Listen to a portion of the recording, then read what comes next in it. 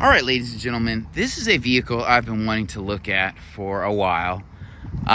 Somebody where I work has one of these, and I saw it pull up, and I was like, that is very, very nice. And although Honda's pulling style from several different manufacturers, it almost looks like an Audi Estate, and then it looks like a couple other things, but it's a very handsome vehicle. This is a 2023 HRV. And I feel like the angles on this vehicle are nice. It's not overstyled, over swoopy. You know, it's smooth, rounded. I would like the wheels to look a little bit more luxurious. These look like wheels from a CRV. They don't quite fit the svelte nature of the exterior design, in my opinion. They don't look bad, but I think you could use a better wheel option. I don't like the absence of exhaust pipes here, so it is what it is. We'll walk around this vehicle. I like the taillights. These are definitely inspired by Audi. We'll just take a brief look at this vehicle. This thing is rocking 17s. So not that these are too small. I prefer 18s, and I prefer like a more spokey wheel versus this chunkier wheel. We'll start in the back. I'll open this tailgate if I can. It is not an automatic tailgate, which is okay. But as you can see, you do have pretty good space back here. So I see why people are buying SUVs over cars in a lot of cases. I do like the LED lighting touch here. But back to SUVs over cars, this has great space and utility. Ease of loading and everything is here. I like this right here. This feels kind of cheap and flimsy. But yeah, that's kind of dope. And I assume that, yeah, the spare is down there. So, you know, Honda's not being too extra with this SUV. Even with this seat up, you have good room. And as you can see with this seat down, it gives you a little bit more utility if there's something longer here. And one other thing I'll say about this is that this load height is great. So that's another check against sedans, because it used to be a liftover thing with SUVs. And this is a crossover, but it definitely bridges that gap very, very well. I don't like non-automatic lift gates because you got to grab the paint, and closing here is kind of awkward. So, but the back of this vehicle looks amazing. Again, love the Audi lights. So we'll go ahead and look under the hood next. And just going around this vehicle, I wish this accent went all the way around, but I still appreciate it. Again, this kind of steals from Aston Martin, kind of steals from the Ford Escape that stole from Aston Martin. And so it's very, very interesting, and it looks a little Porsche, not too much, you know. So go ahead and pop the hood here, and then we'll look inside. Again, this has a 2-liter engine, and I'll put the specs below.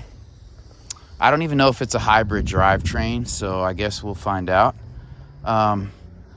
And honestly, guys and gals, from the onset, I don't feel like I'm missing anything, you know, in this vehicle that a mid-size sedan would have.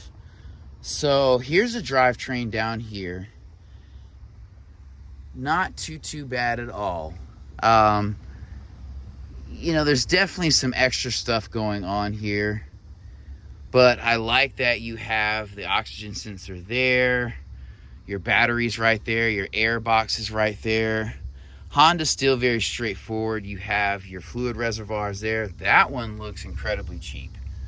Interesting. But yeah, this isn't doing too much. So this is kind of one of the things that I don't like about this vehicle. This is a 2-liter direct injection engine. It produces 158 horsepower and 137 pound-feet of torque, I believe. That is just not going to cut the bacon.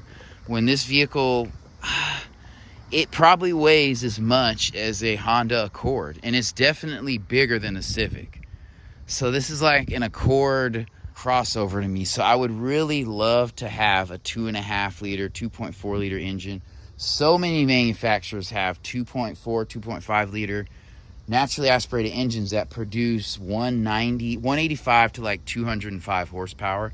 I think the new Camry like does 205. So I mean, it's enough power, it's adequate power, but I wish you'd have more power than that. And it does have a CVT. So this is Honda just doing some extra stuff that my dad complains about and that I'm gonna gladly co-sign. Yeah, my old 2014 Mazda 3 had 155 horsepower, 150 pound-feet of torque. I don't get it. That engine's underpowered. So anyway, this is soft touch. This is hard soft touch. This is blacked out. So styling wise, this looks a bit upscale. Like you would think this is on par with the Mazda line of vehicles, which try to be up a little bit from standard vehicles, but there are some economy features in this vehicle. So the doors close solidly, they open wide. You are sitting up a little bit. I do like the digital display. The horn sounds a little small car-ish, but we'll forgive that. But this is not a leather-wrapped steering wheel. This is a foam steering wheel. I love that you have radar cruise, lane keep assist, voice controls here. The honeycomb vents here are a cool touch, but I feel like these are more susceptible to break.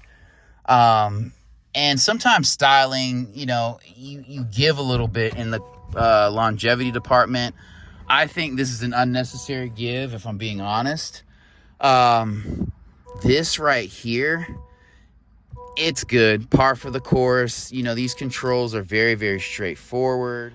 Excuse the lighting in here. This, I feel like this could have been a button, with everything sitting up and having this little pass through where you can put your phone.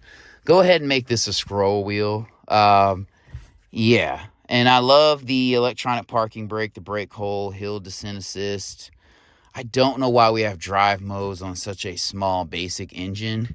The cup holders are not as practical here. So you have a drink here. If you're in drive, I guess this will be back a little bit. But if you're in park sitting in your car, lifting a big gulp or a QT large drink from here could be a problem. This is very straightforward. Ease of use is here. This is just too cheap. Like, don't do this. I don't know. I don't even like the way that's designed. Like, you have slats here and then a honeycomb. I could see if the honeycomb structure was thicker, but it's not a bad look. It's just not ideal for me. This is soft touch. This is soft touch as well.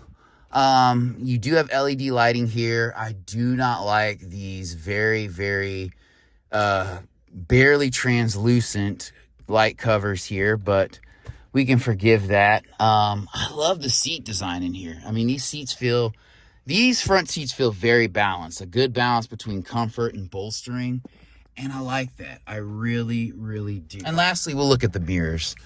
So there's no light. There is no light. How do you have lane keep assist and there's no light in the mirror? That is just criminal. I don't like that. Some touches have been sacrificed. How do you have radar cruise control and a foam steering wheel? It's priorities and practicality. This is a more practical feature, but I'm a 90s kid, and so when you hopped in a car with leather, or you hopped in a car with features like 4-wheel disc brakes or a 6-disc changer, you are not going to have a foam steering wheel if your car had a 6-disc changer. So, I don't know. I'm just old school, and I tie certain features in together. Overall, this is a nice vehicle. I don't know, man. From an exterior styling point, it's great. Practically, it's great. It's just missing some features. Some things do feel a little bit cheap in here. And I would buy this vehicle. I would just buy a higher trim.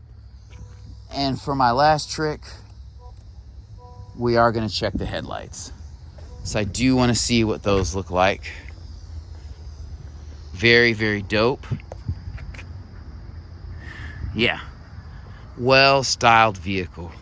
I mean, you could honestly put an Acura badge on this and kind of make those turn signal indicators come all the way across and totally pass this as an Acura until you get inside. And I know I'm sounding very nitpicky and critical, and I am being. It's a Honda, so I expect a lot from Honda.